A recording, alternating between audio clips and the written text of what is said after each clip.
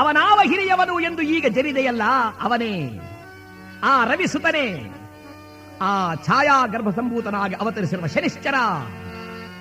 ಮಹಾರಾಜ ಗೆದ್ದ. ದೇವ ಶನಿರಾಜ, ನೀನು ಯಾರು ಎಂಬುದನ್ನು ನಾನು ಬಲ್ಲೆ ಸ್ವಾಮಿ.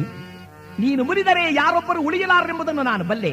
ಆದರೆ ಸಿಂಹಾಸನದ ಮೇಲೆ ಕುಳಿತು ನ್ಯಾಯವನ್ನೇ ಹೇಳಬೇಕಾದ ಈ ವಿಕ್ರಮಾದಿತ್ಯ, ತಂದೆ ತಾಯಿ ಗುರು ದೈವವನ್ನು ಲೆಕ್ಕಿಸದೆ ಎಲ್ಲರನ್ನೂ ಕಾಡುವನೊಬ್ಬ ದೇವರೇ ಎಂದು ನಿನ್ನನ್ನು ಜರಿದದ್ದು ನಿಜ.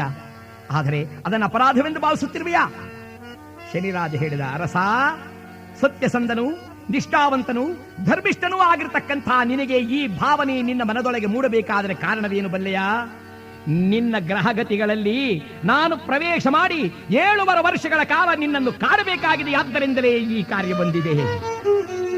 ವಿಕ್ರಮ ಕೇಳಿದ 7 ವರ್ಷಗಳ ಕಾಲ. ಅಯ್ಯ,